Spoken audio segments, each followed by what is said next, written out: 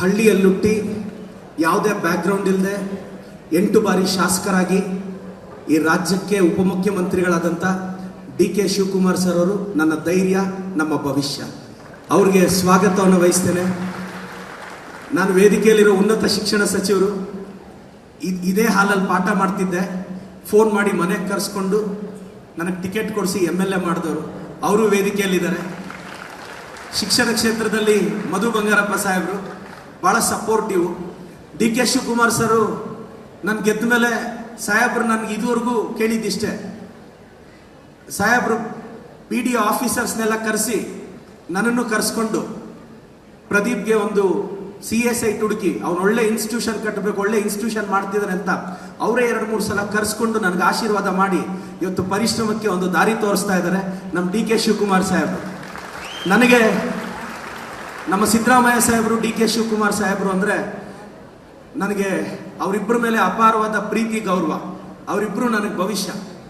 ಅವರಿಬ್ಬರ ಬಗ್ಗೆ ಯಾರಾದರೂ ಮಾತಾಡಿದ್ರೆ ನನ್ನ ಕೈಯಲ್ಲಿ ಸಹಿಸ್ಕೊಳಕ್ಕಾಗಲ್ಲ. ಅದಕ್ಕೆ ಎಷ್ಟೇ ವಿಮರ್ಶೆಗಳು ಬಂದರೂ ವಾರಕ್ಕೊಂದ್ಸಲ ನಾನು ಮಾತಾಡ್ತಾನೆ ಇರ್ತೀನಿ. ಸೊ ಇವತ್ತು ಸರ್ ಪರಿಶ್ರಮ ನೀಟ್ ಅಕಾಡೆಮಿ 5 ವರ್ಷದಿಂದ ನಾನು ಕಟ್ಟಿದೆ ಸರ್. ಖಾಲಿ ಜೇಬಲ್ಲಿ ಬೆಂಗಳೂರಿಗೆ ಬಂದು ನೀಟ್ ಅಕಾಡೆಮಿ ಕಟ್ಟಿದೆ. ಮೊದಲನೇ ವರ್ಷ 60 ಜನದಲ್ಲಿ 48 ಜನಕ್ಕೆ ಸೀಟ್ ಆಯಿತು. ನಂತರ 130 88 ಜನಕ್ಕೆ ಸೀಟ್ ಆಯಿತು. ಮತ್ತೆ 200ಕ್ಕೂ ಹೆಚ್ಚು ಜನಕ್ಕೆ ಸೀಟ್ ಆಯಿತು. ಲಾಸ್ಟ್ ಇಯರ್ 700ಕ್ಕೂ ಹೆಚ್ಚು ಜನಕ್ಕೆ ಸೀಟ್ ಆಗಿದೆ. ಇವತ್ತು ನಾನು ಗೌರವದಿಂದ ಹೇಳ್ತೀನಿ, PMCಯಲ್ಲಿರೋ 250 ಸೀಟಲ್ಲಿ 180 ಸೀಟು ನಮ್ಮ ಪರಿಶ್ರಮದವರೇ ತಗೊಂತಾರೆ. ಕ್ಲಾಸ್ ರೂಮೇ ನಮ್ದು ಇರುತ್ತೆ ಅಂತ. ಸೊ ನನಗೇನು ಖುಷಿ ಅಂದರೆ 5 ವರ್ಷ ಆದಮೇಲೆ ಈ 180 ಜನ ವಿಕ್ಟೋರಿಯಾ ಹಾಸ್ಪಿಟಲಲ್ಲಿ ಟ್ರೈನಿ ಡಾಕ್ಟರ್ಸ್ ಆಗಿರ್ತಾರೆ. ಮೋಸ್ಟ್ಲಿ ಆ ವರ್ಷ ಬಡವ್ರಿಗೆ ಟ್ರೀಟ್ ಮಾಡೋ ಒಂದು ಎಂಟೈರ್ ಲೀಗೆಸಿ ಆಫ್ ಡಾಕ್ಟರ್ಸ್ ಈ ಅಕಾಡೆಮಿಯಿಂದ ಹೋಗಿರ್ತಾರೆ. ಸೊ ಬಡವರಿಗೆ, ಉತ್ತರ ಕರ್ನಾಟಕದವ್ರಿಗೆ ಇದು ಆಶಾದೀಪವಾಗಿದೆ. ಈ ಸಂದರ್ಭದಲ್ಲಿ ನನ್ನ ತಂದೆ ತಾಯಿನ ನಾನು ಸ್ಮರಿಸ್ತೇನೆ.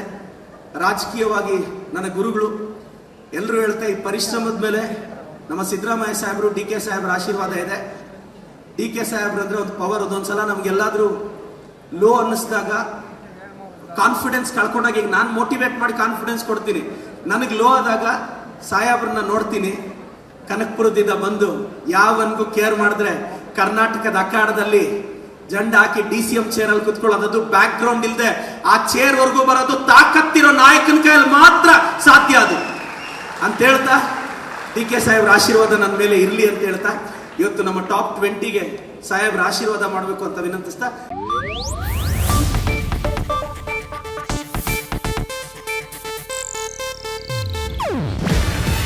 ಇದು ಏಷ್ಯಾನೆಟ್ ನ್ಯೂಸ್ ನೆಟ್ವರ್ಕ್ ಪ್ರಸ್ತುತಿ. ನೀವು ನೋಡ್ತಿದ್ದೀರಾ ಏಷ್ಯಾನೆಟ್ ಸುವರ್ಣ ನ್ಯೂಸ್.